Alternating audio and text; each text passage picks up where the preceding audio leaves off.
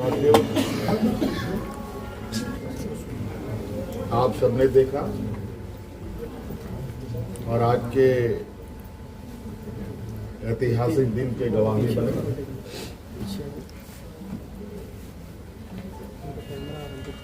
आज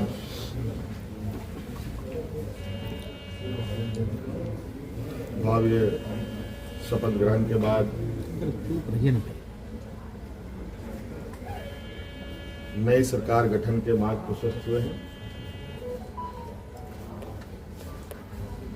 उसके पश्चात आज हम लोग प्रोजेक्ट भवन में आए हैं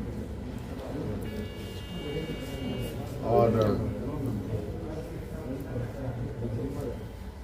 बहुत सारे बिंदुओं के साथ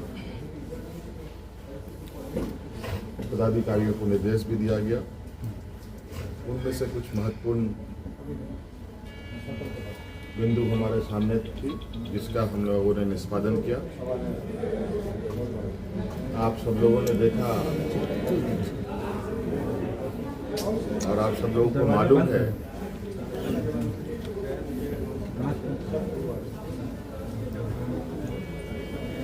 कि केंद्र सरकार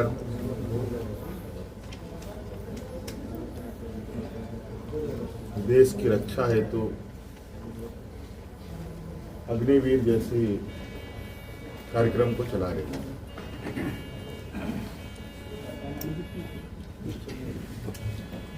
उस विषय को लेकर कई सवाल हैं नौजवानों के भविष्य को लेकर, और आपको मैं बताना चाहूंगा कि राज्य सरकार ने,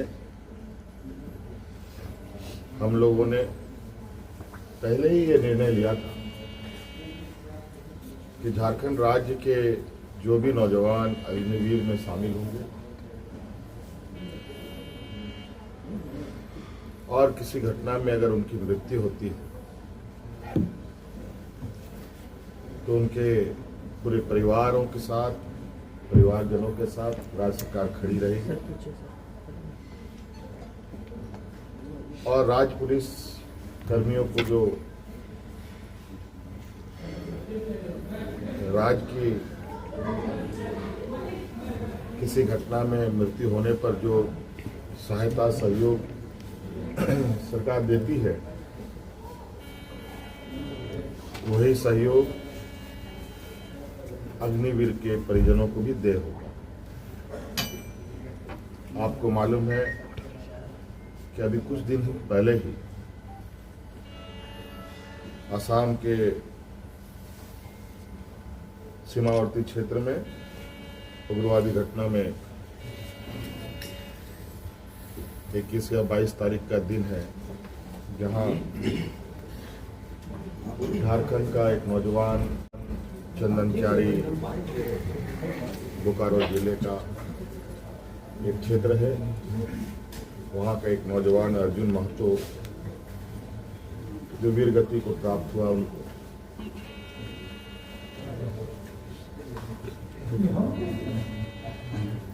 और आज हमने उनके परिजनों को बुलाया। उनके भाई को हम लोगों ने एक नियुक्ति पत्र दिया और 10 लाख रुपए अनुदान भी उन्हें उपलब्ध कराया गया और उनके भाई बलराम महतो बोकारो समाहरणालय में चतुर्थ वर्ग के पद पर उनको नियुक्त भी किया गया।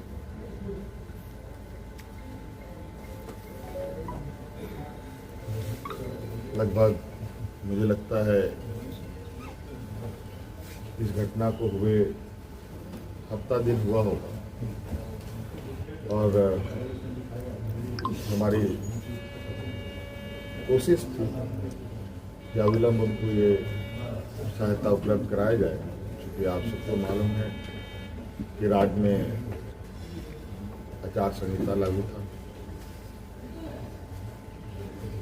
सरकार गठन की प्रक्रिया चल रही थी और सरकार गठन होने के पहला कदम हम लोगों ने उस पीड़ित परिवार के साथ खड़ा होने का अपना संकल्प पूरा किया। इसके अलावा आज सभी विधायकों को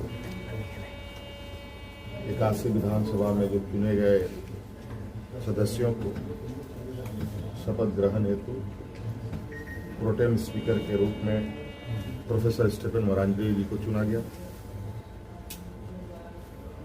और ये भी निर्णय लिया गया कि आगामी 9 से 12 तारीख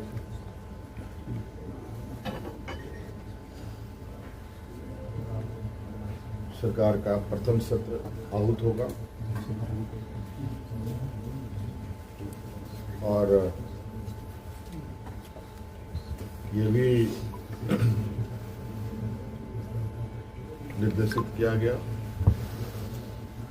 कि जो हमने निर्णय लिया था कि मैया सम्मान योजना के तहत दिसंबर माह से महिलाओं के खाते में 2,500 रुपये देने का,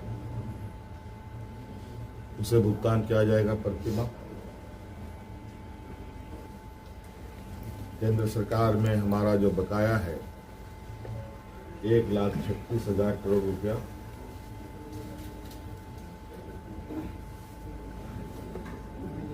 जो केंद्र सरकारी उपक्रमों पर है, उसकी वसूली के लिए कानूनी कार्रवाई प्रारंभ की जाएगी।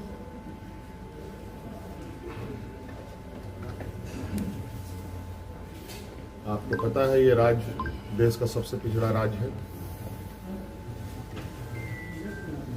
यहाँ पर सामाजिक सुरक्षा, सोशल सिक्योरिटी अत्यंत महत्वपूर्ण और आवश्यक है। इसके तहत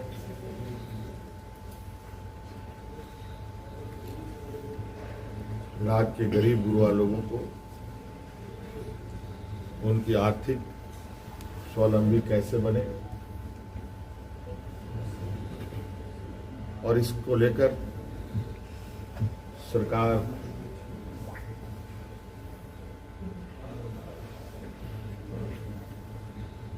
को अपनी आय बढ़ाने की आवश्यकता होगी। इसके लिए नए स्रोत खोजे जाएंगे। खनन क्षेत्र में लागू या चल रहे पुराने करों की समीक्षा होगी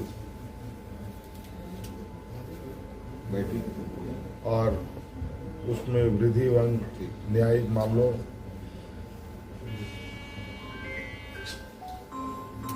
जो लंबित है उन सबको त्वरित गति से खत्म किया जाएगा।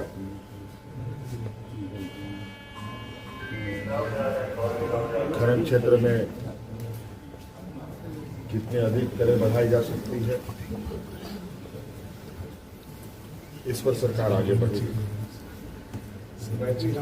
आप सबको मालूम है कि हम लोगों ने उत्पाद सिपाही में भर्ती की प्रक्रिया पूरी कर ली है, लेकिन इस प्रक्रिया के तहत बड़े पैमाने पर नौजवानों की जाने गई हैं, जो बहुत ही दुखद घटना के रूप में हमारे सामने आया है।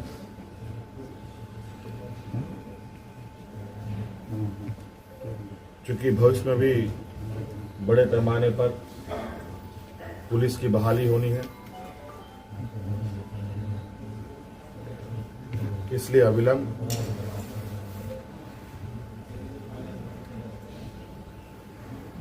पीछे हुए नियुक्ति में जो घटना घटी है उसकी समीक्षा की जाएगी।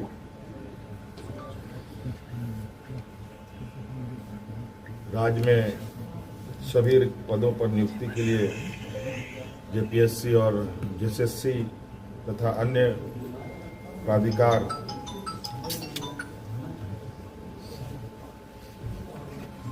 1 जनवरी 2025 के पूर्व परीक्षा कैलेंडर प्रकाशित किया जाएगा और जो लंबित रिजल्ट हैं उनको प्रकाशित किया जाएगा।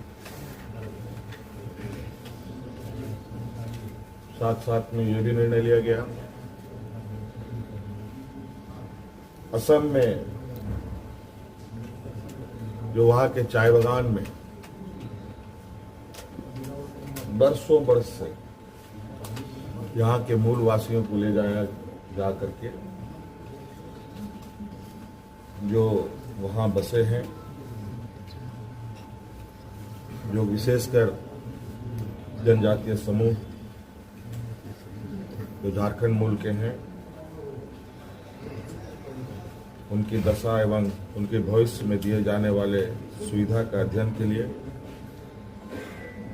सर्वदलीय प्रतिनिधि मंडल एवं पदाधिकारियों का दल असम जाकर जमीनी स्तर पर अध्ययन करेगी और सरकार को प्रतिवेदन सौंपेगी। ये कुछ महत्वपूर्ण बिंदु आपके समक्ष हमने रखा है। बाकी चीजें और भी है जो हम समय समय पर आप सब लोगों के समक्ष अवगत कराने का काम करें। ये फ्लोर टेस्ट जो है